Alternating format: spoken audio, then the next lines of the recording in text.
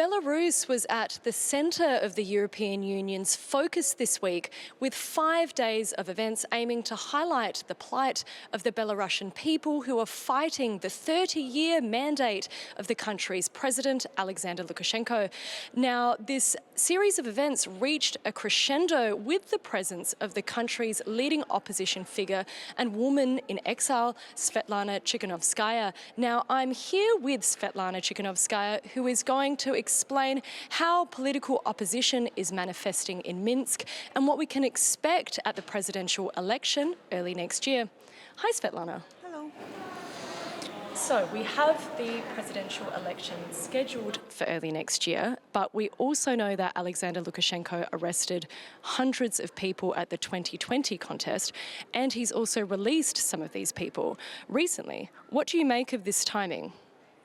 So first of all, I need to underline in our interview that Lukashenko is not the president of Belarus. He lost his mandate back in 2020. He lost elections, and since then he's not recognized as legitimate leader, no by Belarusians, no by democratic society. And what is going to happen in January 2025, when Lukashenko organizing this ritual for himself, has nothing in common with elections. Because in the country where all political opponents or in prisons or in exile, where all alternative media are ruined, where all the civil society is liquidated, no parties, no like people live like in gulag because constant repressions taking place, we cannot talk about free and fair elections. So that's why Lukashenko's reappointment of himself.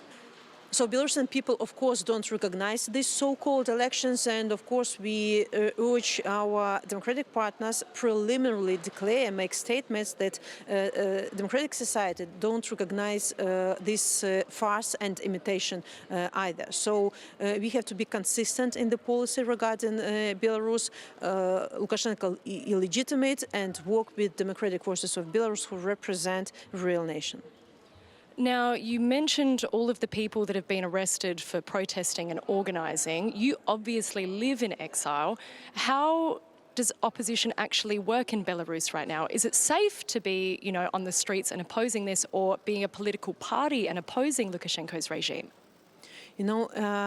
Since 2020, the moment when Lukashenko unleashed the most brutal terror our country have ever experienced, these repressions haven't stopped for a day.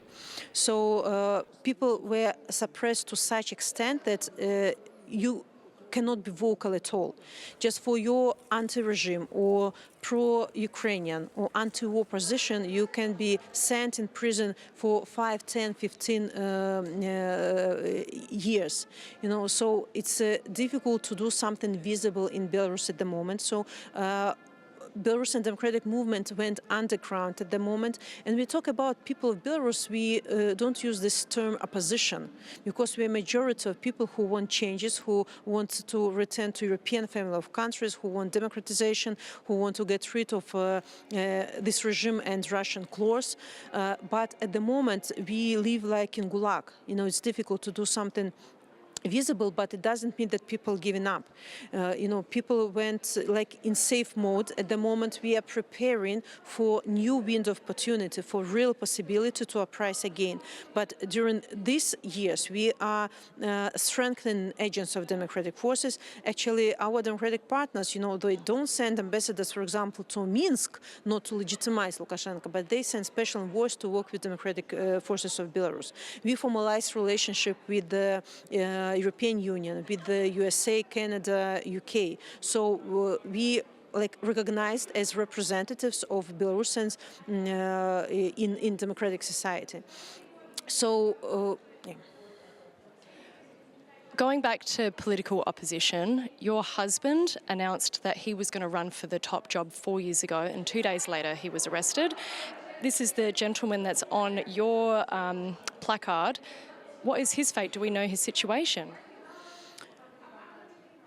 Since 2020, more than 70,000 people went through repressive machine in Belarus. At the moment, we have at least 1,300 political prisoners, among which is my beloved person, my husband. He's in prison since May 2020, but since March 2023, more than 1 year, he's kept incommunicado. It means that it is full isolation, lawyer is not allowed to visit him, letters are not delivered, so I actually don't know if he's alive. So this is revenge of Lukashenko on the most prominent and most popular people who opposed him for all these years. And of course it's difficult to live with this everyday pain. It's difficult to explain to children where is their daddy, why they don't get any letters, for so long time.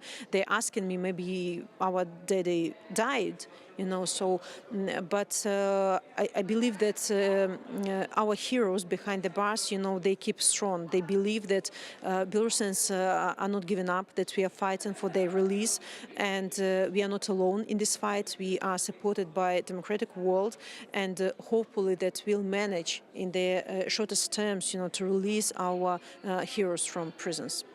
I mean, you're a bit of a hero yourself. You were kind of thrust into this role, into the spotlight when your husband was arrested. How do you see yourself in this fight?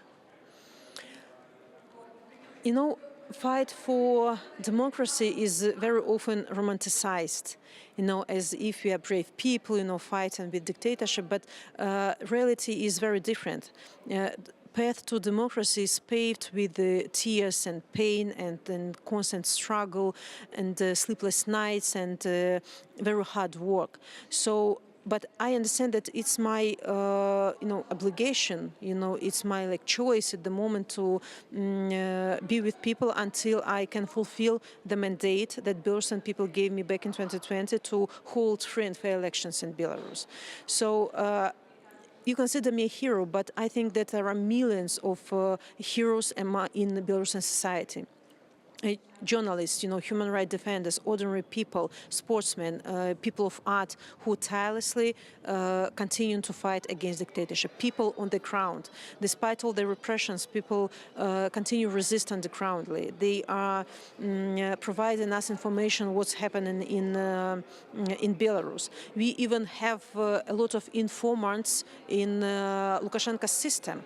They provide us information how, for example, sanctions are circumvented, or how the regime earns money on this war against Ukraine, how they provide military equipment, to Russia, and we use this information to put more pressure on Lukashenko's regime. So I really see that Belarusians are heroes, but I also want to see more heroes among our democratic allies. I really think that it's high time for decisiveness, it's time for unity and time for consistency. And when you talk about foreign allies, which ones are you talking about in particular? Who do you want to see come to the call of the Belarusian people in their opposition? Fight for democracy in Belarus is not our local fight, it's a global fight against dictatorship. We, together with the Ukrainians, are on the front line of this fight. And I think that it's moral obligation of all democratic countries, that are based on the values we cherish so dear, to help those who fighting with this tyranny, with this brutality. And of course, I see European Union, the USA, Canada, UK, and other countries as our biggest allies. And honestly speaking, we achieved a lot in coordination with these countries. They perceive us, democratic movement, democratic society, as their partners, and we are formalizing relationship. We have strategic dialogue with the USA. We have consultative group in European Union. We launched strategic consultations with Canada, and very soon it will be the same with UK. So we want aligned policy regarding Belarus among our main partners. Polish Prime Minister Donald Tusk has been quite firm in pushing back what he says are illegal migrants coming from Belarus, with certain people suggesting that this is a way for Belarus and Russia to exert their pressure on Poland. What do you think about a leader such as Lukashenko that could do something like this? And what else could he do in more subtle ways in terms of warfare or putting pressure on Western and European allies? one of the aspects of dictator strategy is to blackmail Western neighbors, to keep them in constant stress and to distract attention from other important issues, for example, from assistance to Ukraine. And on the other hand, they don't respect human beings at all. They're ready to sacrifice tens and thousands of people just to put pressure on Poland, Lithuania, and other countries. It's for sure orchestrated humanitarian crisis. It's orchestrated migration issue. It's hybrid attack on Poland, and of course it should be stopped. And if we allow dictators to blackmail and will respond, to this blackmail by appeasing dictators or, I don't know, making any deals. So it will embolden them. It's a migration crisis. They deploy nuclear weapon in Belarus, deploy military just to keep in stress, in constant stress, our neighbors, to keep in stress Ukraine. And the aim is to split the countries, to poison the minds of politicians and ordinary people, to persuade them that, look, it's not your business, don't interfere. But we have to ruin their plans. We have to show our unity, we have to show that no dictators cannot be appeased or educated. Dictators can only be fought. I love that quote, we have to resist. And speaking of resistance, I mean, you live in exile, you don't know the status or the health of your husband. How do you maintain hope? A lot of people have, they look at what's going on in Belarus and they say, we're not sure if anything's going to change, but how do you maintain the hope that it will? I think one of my biggest motivators is pain. Everyday pain that I experience because thousands of people are dying behind the bars. Millions of people are taken hostages by this regime. And, this pain transforms into energy to continue this fight. I realize my responsibility. I realize the responsibility of Belarusians, who have to to release people and save our country and drag our country back from Russian claws.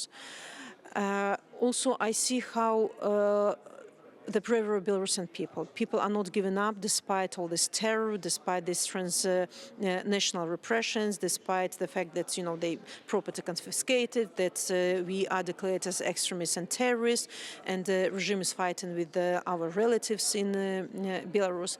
And also I feel that we are not alone. I really see a huge shift in democratic society, a shift in understanding of importance of Belarus and Ukraine and fight against dictatorship. It's like rearranging of world order at the moment. And I see increasing decisiveness in the steps from the side of European Union, but also other countries.